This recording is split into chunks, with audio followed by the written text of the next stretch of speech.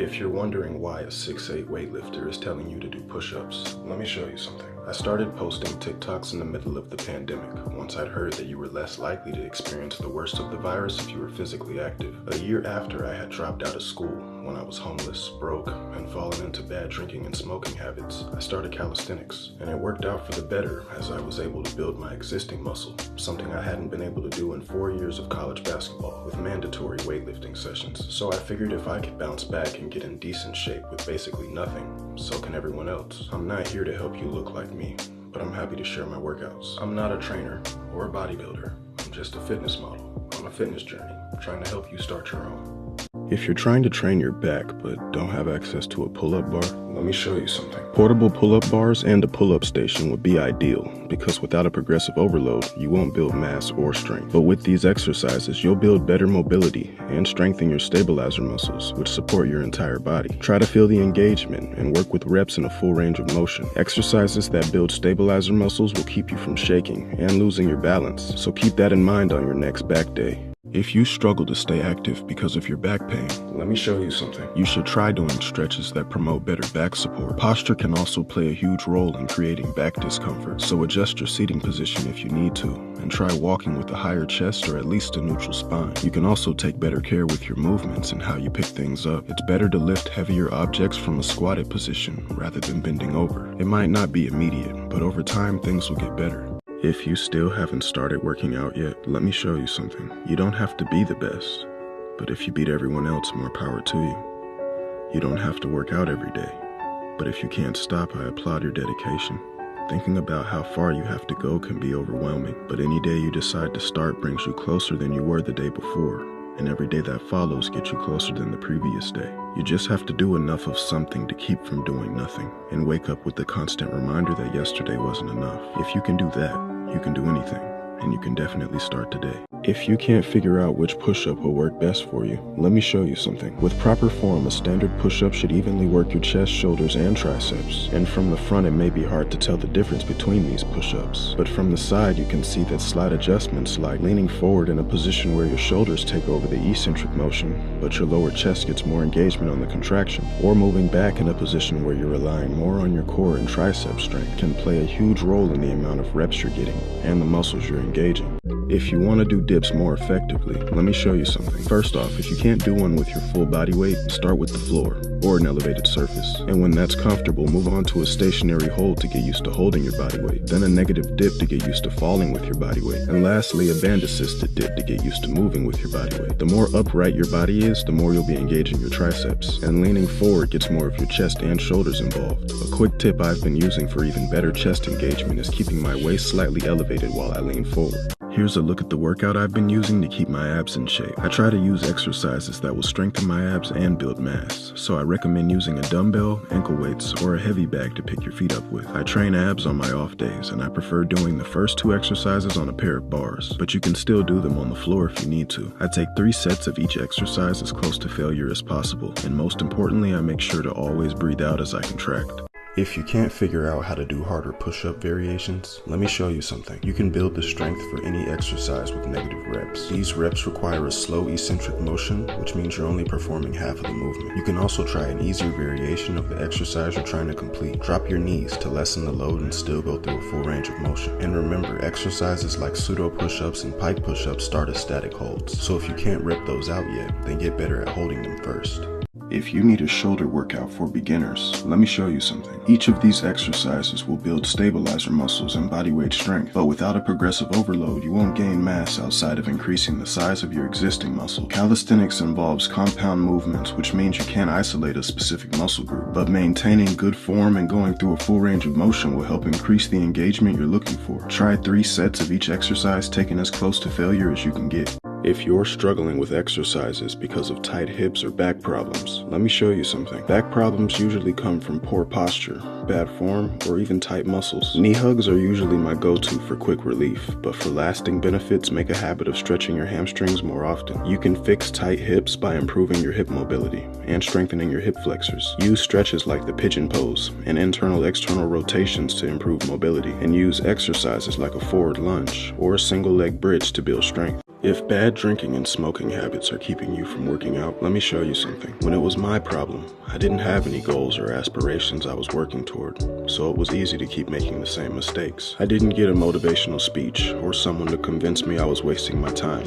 I knew it every time I looked in the mirror. I made a decision to replace my bad habits with good ones. It definitely takes time, but with each relapse, I'd remind myself that I'm not moving forward. And I'd ask myself, how can we truly love ourselves if our actions don't make positive impacts on our lives? Self-love is self-discipline, and that's what I chose. If you can't figure out how to put your workout together, let me show you something. Since calisthenics is all compound movements, in my opinion, it makes more sense to train body weight as a full body session rather than splitting the muscle groups into separate days. I recommend starting with static holds as a warm-up. They'll serve as a base for many body weight movements. After that, try 3 sets of 1 or 2 push-up variations, and then 3 sets of 1 or 2 pull-up variations. After hitting upper body, try 3 sets of 1 or 2 exercises for quads, hamstrings, and calves, and finish with 3 sets of 2 to 3 exercises for your abs, and that's a calisthenics workout. If you're just too tired to get out of bed, let me show you something. Sometimes we go to bed too late, and sometimes we wake up too early. But if you want the energy to get out of bed first thing in the morning, set yourself up for success. Keep a bottle of water by your bed to rehydrate as soon as you wake up. Play some music to get in the mood to go, or trick yourself into getting up by starting to make your bed. It's so easy to convince ourselves to go back to sleep, but nothing worth doing is easy. If you're thinking supplements or working out will stunt your growth, let me show you something. Unless working out causes an injury that affects your height, or you're malnourished and don't get enough to eat, then it's unlikely that anything you do will stunt your growth. Working out can actually help promote growth since it provides a spike in human growth hormone. And by following safe recommended serving suggestions, supplements can add nutrients or make up for what you're not getting from your diet. So instead of treating supplements like some magical anabolics, remember that for the most part, genetics will control how much you actually grow. If your wrists are too weak to keep up with your workout, let me show you something. By now you guys know how to warm up your wrist to improve mobility and alternate variations that limit wrist involvement. So once your pain is relieved and your wrist can move better, try pressing your fingertips to the ground with your knees, and then try it with your full body on each side when it gets easier. You can also add a push-up to the finger press to get a workout with it, and even add a rocking planche lean to test your mobility and continue to build strength. If you need a workout to lose weight, let me show you something. The truth is, you don't need a lot of movement to lose weight. Don't get me wrong. HIIT workouts and other dynamic strength and endurance training will definitely get the job done effectively. But let's get real, everyone isn't trying to do all that movement. So to simplify things, keep in mind that running burns twice as many calories per minute as walking, but you can still walk a mile and burn plenty of calories. And you'll also benefit from isometrics like static holds, and by increasing the time under tension, you'll burn more calories as well. If you're a beginner trying to build strength at home, let me show you something. To build strength at a body weight level, you'll need to use a form of progressive overload. And without equipment, that leaves you with 2 solid options. The first is slowing down the eccentric motion of the movement to increase the time under tension. The second is speeding up the concentric motion of the movement to increase the tempo and intensity. Remember, an eccentric motion goes with the force of gravity, and a concentric motion goes against it. You can try doing these motions separately to spread out your workout, or try both with each rep.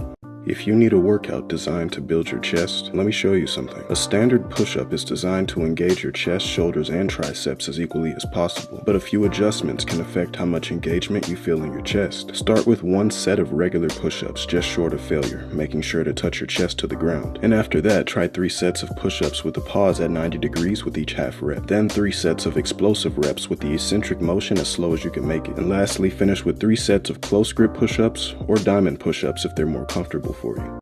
If you can't do pull-ups yet but want a routine to use the bar, let me show you something. Despite its name, the pull-up bar isn't just meant for pull-ups. In fact, it can be used for static holds, hitting abs, and building flexibility. But if those options don't suit you and you just want to improve your pull-ups, then start by practicing a scapular raise from a dead hang to get better at hanging with your body weight, and then a stationary hold to get used to holding your body weight. From here, move into a negative pull-up, which goes from a stationary hold to a slow eccentric motion. And if you can get your hands on a resistance band, use it to simulate a full range of motion. If you want to get bigger but you're not getting enough to eat, let me show you something. 3 balanced meals with 3 snacks a day is pretty standard to be at a maintenance level, but portions will be different depending on your size. Ideally, you would add another 1 to 2 meals or snacks to the 3 you already have, putting you in a calorie surplus, which is one way to gain weight. And if you go this route, it might help to cut out cardio for a bit to see how your body responds to burning calories through your workouts and your metabolism. Now, since muscle weighs more than fat, another option is to increase your protein intake to at least 1.6 grams per kg of body weight to put you on track to build new muscle, from your workouts of course. If your body fat's pretty low, but your abs still aren't showing, let me show you something. If you don't have any back discomfort, and you can get your hands on some weights, then I recommend doing sit-ups or crunches. But if you don't have equipment, there's still hope for you. Leg raises are the first option, and if having your hands to your side puts too much pressure on your lower back, bring them in just below your glutes and continue to rep them out. The second option is dead bugs, and ideally your hands and legs don't go past 90 degrees. Try this as an alternating motion, or pause in the middle to increase the time under tension. Bicycle crunches are the third option, and if you can't get your elbow to the opposite side with your hands behind your head, try putting them on your shoulders or on your ears. If it's tough getting started because of your 9-to-5 job, let me show you something. Before heading out tomorrow, make a decision today. You can work out in the morning before work or work out when you get off of work. But there are a few things to keep in mind depending on the time you choose. If you go the morning route, I'd wake up 3 hours before work to give me enough time to eat something light that will quickly digest, and enough time to finish the workout without speeding through it. If you go the night route, I'd work out just before dinner or as soon as I get off. And to stay on track throughout the day without feeling fatigued or hungry, invest in a water bottle or keep some handy, and try getting a few protein shakes or high protein snacks in as well.